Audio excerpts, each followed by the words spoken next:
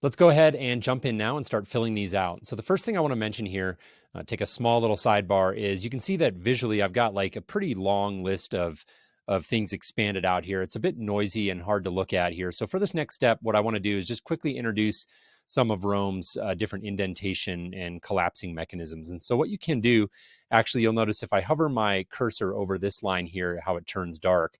If I go ahead and click on that line, you'll see what it does is collapses everything down to that level of the indentation structure. And so that's just kind of a nice, handy feature to know about. And I'm going to go ahead and do that underneath each one of my contexts just to make this list a little bit more manageable to look at. So once again, pick the level of the indentation structure that you want to collapse to, hover your cursor over that line, and when it turns dark, go ahead and click on that. And again, now all I've done is just collapse things down, making this a bit easier to look at. Now, for each one of these tasks, what I want to do is go through. We're going to do these a little bit out of order. If I expand just one of these for the moment, you can see I've got next step, log, and resources. And in this lesson, I want to talk mostly about next step and resources. And then we'll come back to log and talk about that probably in the next lesson here, because log is really something that you're doing kind of in real time throughout the course of the week. So I want to address that a little bit separately. But for now, let's talk about next step and resources and just kind of drive home what those are all about and how I typically use them. So as I mentioned in the beginning of the section, the idea of this next step here underneath the task is to get really clear with yourself about what the very specific next step is that you need to do in order to move that task forward. So again, the more bite size and the more specific here, I believe the better. So our next step for this first one is going to be, this is our finalize release communications on our ticketing app launch. And so for this one, the next step was to finish writing the day of announcement. We've got an announcement going out the day that this releases, and I need to finish drafting that this week. So again, I'm going to try to be very specific. And then down here in the resources, this is a great opportunity to highlight where I would use this resources section. I'll hit return and tab to nest a bullet under there. And this is where I might, for example, keep a link to the announcement copy draft document. So to hyperlink here, I'm going to go ahead and select all of this text, and then I'm going to hit Command K. This may be, I think, Control K if you're on Windows. So Command K. You'll see that'll enclose that text in single brackets there, and then I'll give you these parentheses at the end. And this is where I would enter the link to maybe my Google Doc or my Notion Doc or whatever system you're using at work to draft that copy. Here, I'll just put example.com. This might even be something that you're linking to inside of your Rome graph. If you're using Rome to draft that announcement copy, you could also link to it down there. So the point is, again, in my resources section is where I want to keep hyperlinks to relevant resources that can help me complete the task easier.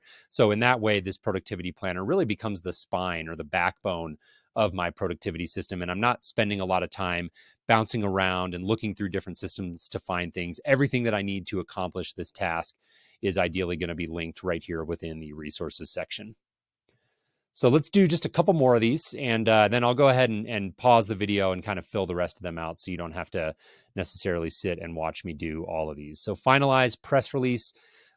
Here, the next step that I needed to do was to email one of our partners and get approval for an endorsement quote.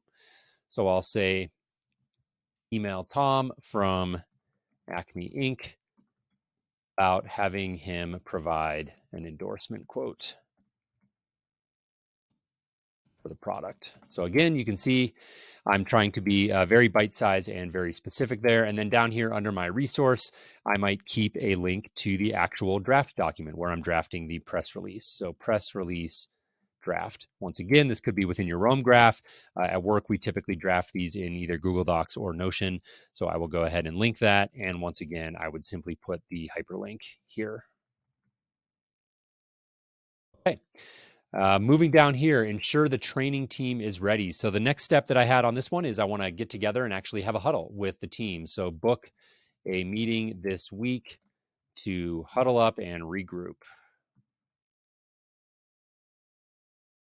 Skipping down here to the resources, let's say in this one, I might have some slides that I'm preparing for the product. So product slides that I can review with the training team. Again, I will hyperlink that by selecting it and then hitting Command K, example.com. And another use of resources that I like is screenshots. So let's say I've got the new membership section of our app that we've created, screenshot. And I've got that over here on my desktop, and I'll go ahead and just drag that into Roam and nest that underneath.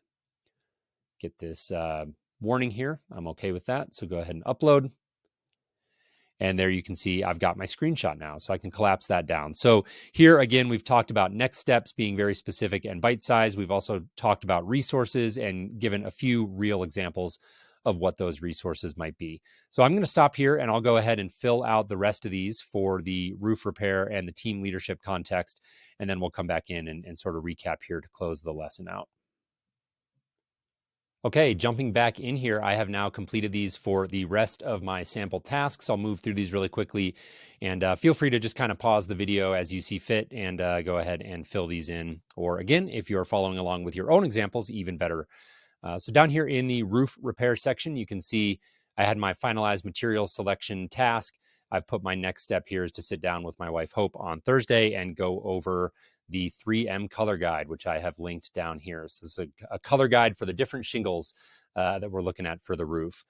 The next one down here, sign over the insurance check. So my next step there, fill out authorization form and email Cole regarding times. And then I've got a link down here in my resources. This is something I do all the time is I'll link to relevant email threads or maybe Slack threads down here in the resources. So another good example there of how I use that section. And then prep the house, clear furniture off the back deck. So no resources there. That's just something I got to go out and get that back deck ready.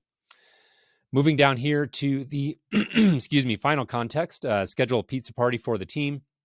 I need to email Steve regarding payment logistics. We've got an international developer team, so ordering pizza for everybody is a lot harder than it should be. So I need to figure that out, perform quarterly check-ins with the team. So I have all those meetings scheduled. I'm going to go ahead and conduct those meetings and take notes. And this is another good example of my resources section. So this indentation got a little funky here.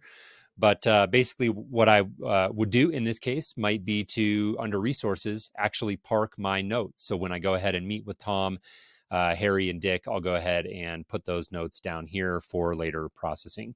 And then finally, I had the review support process change brief. Next step there was to review the process change brief from Mark. So I just need to sit down and read that and add comments. And once again, in my resources section, as you would expect, I have gone ahead and entered a link to that brief. So that's it for this lesson. As a recap, we have now created our next steps log and resources underneath each one of our tasks.